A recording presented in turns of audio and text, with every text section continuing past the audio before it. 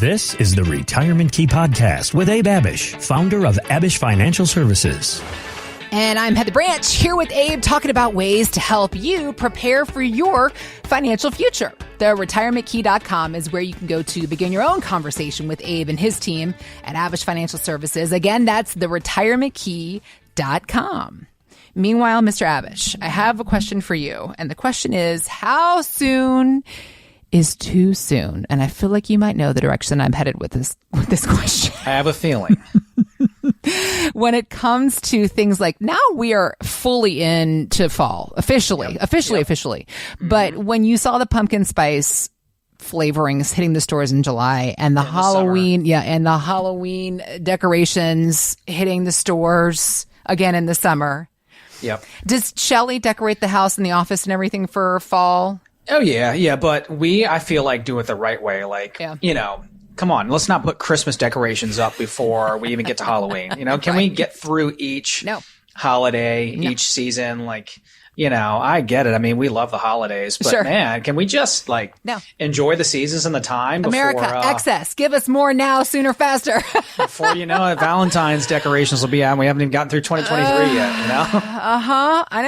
I know it. But when it comes to, one really funny point that I heard somebody put on, I think it was Instagram. Have you seen the giant Costco, the scary skeleton where it's literally 2 stories tall? Yes. And they were talking about how it's a good idea when you buy it for Halloween, but nobody thinks beyond where are you going to store that decoration once the season's over. They're exactly. I have no place to put this, not anywhere in the house. So I have no idea what happened with that person thereafter. But thinking about this time of year, if you have gone to Costco, your grocery stores, you are doing the double takes. Fall officially arrives this weekend. Halloween is next month, and already Costco itself is selling Christmas trees. I saw it, a big nativity scene. It was a giant nativity scene. My husband and I were there last week, and I was like, do you see the baby Jesus lying in the manger?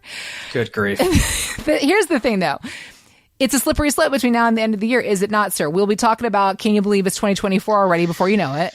Yep. And so whether or not you think it's too early, it serves as a reminder that we are nearing the end of the year. So yes, when it comes to our financial checklist and this time of year, what can we be doing in the fourth quarter? Is it too early to start thinking about a year-end review, or maybe even to start thinking about what the moves we need to be making for 2024? Yeah, it's not too early. I mean, it's a great time for a fall checkup, just like you would. I actually just got an email right before we connected today, Heather, to record this show about winterization on our sprinkler system. We have a sprinkler system at the house, and every April it gets opened up and blown out, and I'll make sure all the sprinkler heads are okay. And every winter before it freezes, we get all the water blown out of the system and everything like that. So just as we would get regular checkups on our health, on our cars, on our homes. Yeah. What are we working so hard for, right? We're working hard to retire with as much dignity and added confidence as possible.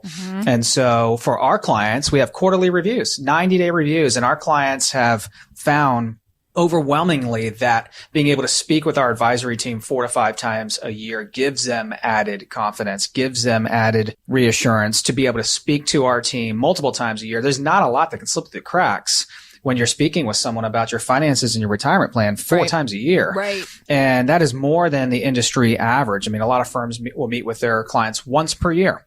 So, heading into the fall, heading into the tail end of this year, Q4, there's a lot of things we can do. One thing that comes to mind is just updating your retirement income plans, looking at maybe some tax opportunities, tax loss harvesting. Look at your gains and your losses, and maybe you can offset some of those before you head into the end of this year and do some 2023 planning before the year's over. Okay. Roth conversions. I mean, if the tax code is scheduled to change and go back up to what it was in 2026, back in 2017 and prior, and we have a code that's changing, wouldn't we want to maybe take advantage of that if it makes sense to do so? Okay. So a lot of things we can do. And we just had actually a lady come in to our office. She called into the radio show and came in, and she's got about $1 million saved. She's in Fairfax, Virginia. She's a 5 on our risk scale, middle of the road investor, retiring in 2 years.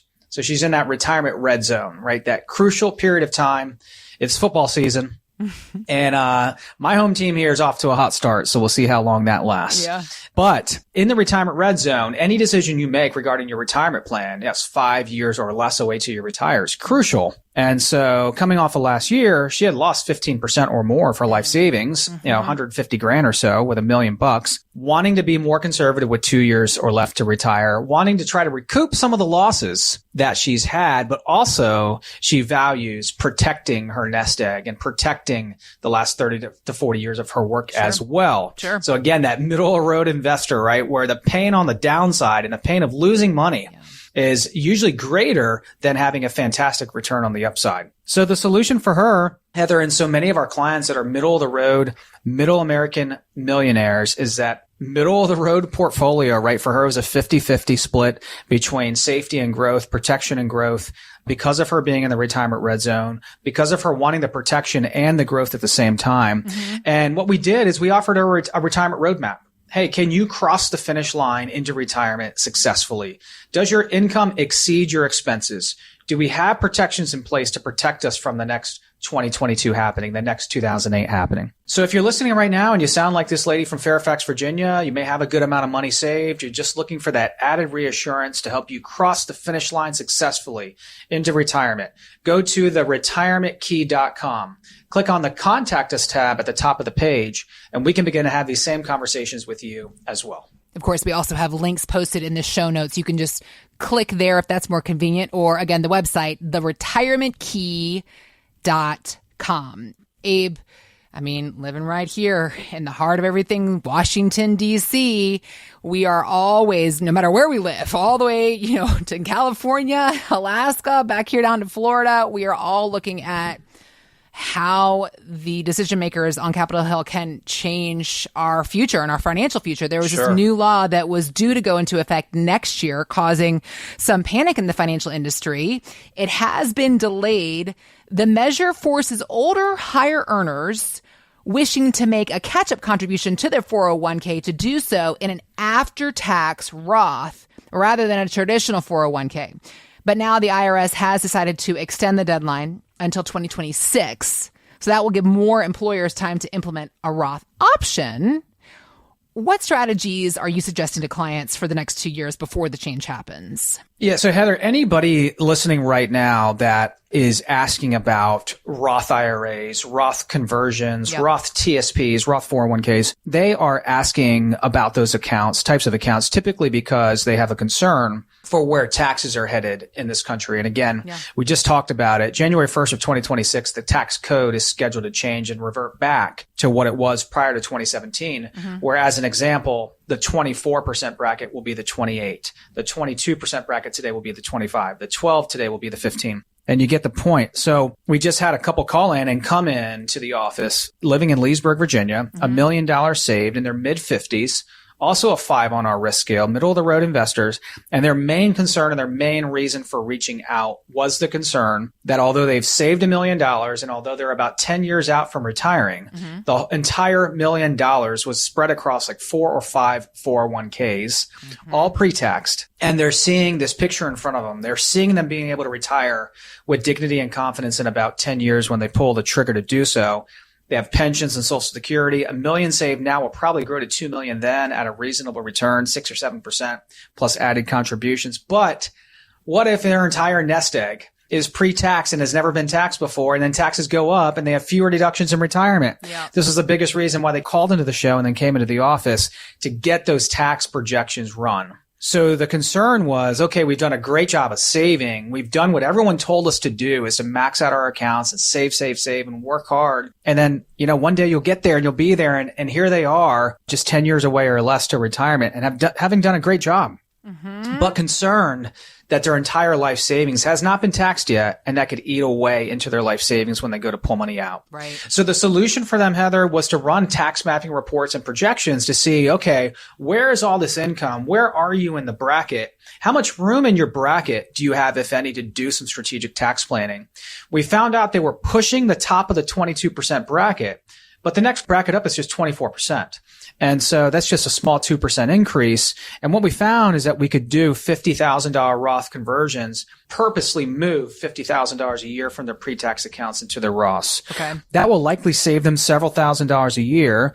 And then the other recommendation was to contribute all monies into their 401k plans onto the Roth side of their company 401k so that all future contributions and then any conversions will go into the after-tax, post-tax bucket, that Roth. If you're listening it's so right now. easy, right? Well, it's not the easiest thing, right? I mean, you can figure out some of these things on your own. Mm-hmm. But, I tell this story often. We had a guy that came in, he traded bonds on the New York Stock Exchange for 30 years, tried to do it on his own, bumped himself up into 2 or 3 higher brackets and said, Abe, I just got to come in. I need your help. So if you're listening right now and you're 55 years old and older and you've saved $500,000 or more for your retirement, we want to offer you that same tax mapping report and analysis to see if there's anything we can do to help you save money on taxes. Go to theretirementkey.com. Click on the Contact Us tab at the top of the page, and we can begin to have these same conversations with you as well. Working to help you keep more of your money in your pocket is what Abe and the entire team at Abish Financial are here to help you do. Again, theretirementkey.com. You can also click on the links we've got posted in the show notes, or just visit us at theretirementkey.com. Thanks for listening to the Retirement Key Podcast with Abe Abich. To learn more about Abish Financial Services, visit theretirementkey.com and join Abe for his radio show, The Retirement Key, Saturdays at 8 a.m. and 2 p.m. and Sundays at 2 p.m. on WMAL. Investment advisory services offered through Abish Financial Wealth Management, LLC, number 310633, a registered investment advisor firm. Financial professionals are not licensed in all 50 states. To find out if Abraham Abish is licensed in your state, please call 571-577-9968. Abish Financial Services is not affiliated with nor endorsed by the Social Security Administration or any other government agency and does not provide legal or tax advice. Annuity guarantees rely solely on the financial strength and claims-paying ability of the issuing insurance company. By contacting us, you may be provided with information about insurance and annuity products offered through Abish Financial Services, Inc., Virginia Insurance License number 127820.